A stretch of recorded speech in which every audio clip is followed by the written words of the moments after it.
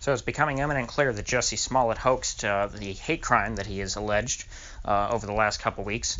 Now, I think that this is one of the most irresponsible actions that someone of his caliber in the media could have taken, for multiple reasons. I mean, primarily in the short term. This is going to have a terrible impact on victims of real hate crimes, because by faking a hate crime, which happens quite often, you are making it harder for real victims to be believed. The more hoaxes there are, the more likely that any news story that you would hear about is going to be fake. Because, I mean, frankly, I can't think of a real hate crime that's been popularized by the media and then turned out to be true in recent years. They all seem to have been ridiculous and fake. Now, nonetheless, even though people are becoming quite wise to the fact that there seems to be a cottage industry of folks faking hate crimes to benefit themselves, there is still a lot of existing tension in this country. In fact, that's the reason why you would fake a hate crime. The reason why you would fake a hate crime is so that people on your side might rally around you because they think so little of the people on the other side, politically speaking, of course. Now, a lot of these come out to be, the hate crimes turn out to be racial in orientation, or at least that's how they're portrayed by their hoaxers. But in reality, this is a political divide. And that's because politicians in recent years, in order to score cheap points, have decided that resorting to identity politics is now a good thing. It's a lot easier than having to make coherent, rational arguments to just appeal to someone's sense of identity and say, I represent your identity, and so therefore you should vote for me. And furthermore, if you don't vote for me and the other guy wins, well, then someone who's not you is going to represent their interests in the government against you. So instead of trying to maintain some sort of facade of a cohesive society, politicians have decided to make the case that really America is just a series of interest groups competing with one another over scarce resources, much in the same way you might recall the late Austro-Hungarian Empire and late Yugoslavia. But before I get to the historical aspect of this case, I do want to not let Mr. Smollet off the hook.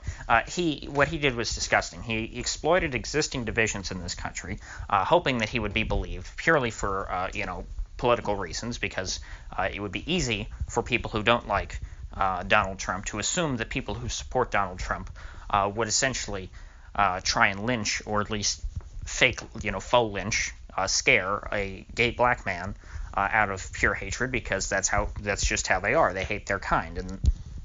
And the fact that so much of the media bought into this tells you that if, at the very least, that they think that their audience views supporters of Donald Trump to be truly that horrific. The divide is so great that they think that someone of the other tribe, because that's really what we're talking about here, is political tribalism, that someone of the other tribe would pour bleach on one of their own and put a noose around his neck. Now, that would, to a normal person, sound like a ridiculous form of political expression, but we're getting to the point in this country to where that's believable for a lot of people. Like I said, the media bought it hook, line, and sinker. Of course, if they didn't do that, that would have defeated the point. That was the whole reason why Smollett made up this story.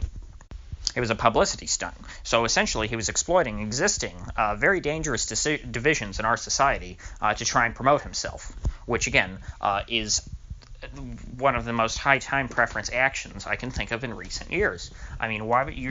Because what he's doing, not only by exploiting the existing divisions, is he's further inflaming it. Especially, it would have been especially terrible if he hadn't been exposed as a liar, and that this had been left true, because people would have believed that folks on the other side are truly this horrible.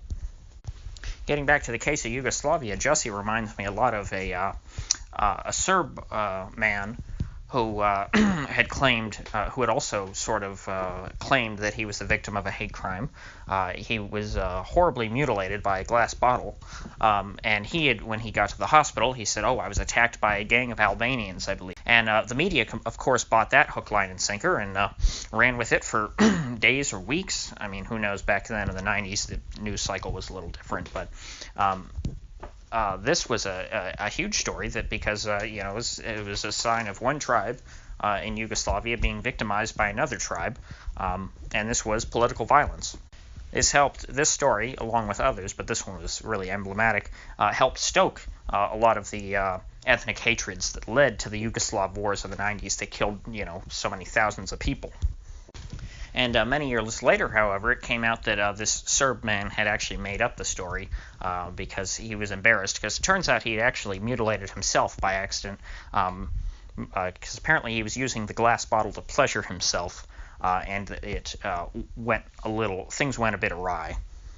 However, the price for him saving himself a little bit of embarrassment in the short term meant that he helped inflame his country and provoke a series of brutal wars.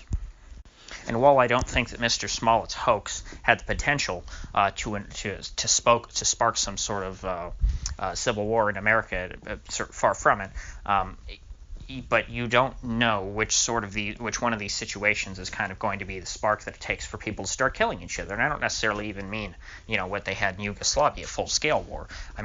I just mean people starting to resort to violence on a regular basis, i.e. real political hate crimes.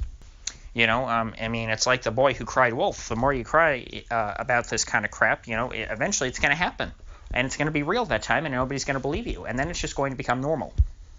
So if Smollett wants to make any amends and try and redeem himself in this country, what he should do, if he has any ounce of honor in him, is he will come out and he will apologize, and he will try and explain how he tried to exploit these divisions in our country, because obviously, he wouldn't have done it if he didn't realize that these divisions existed.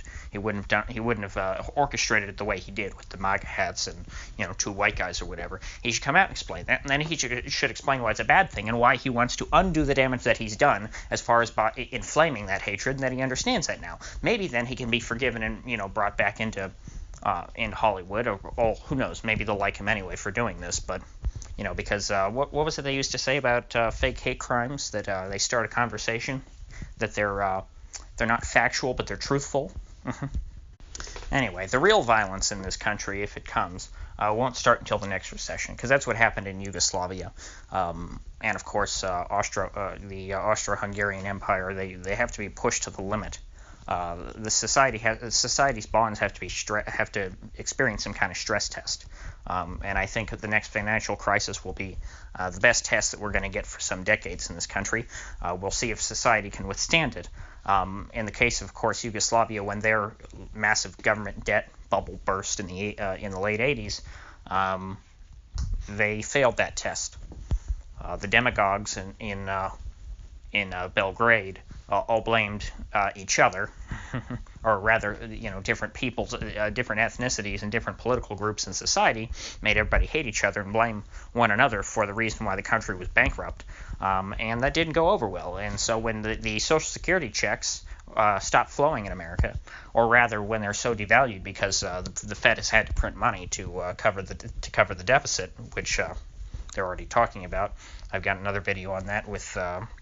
On the Green New Deal.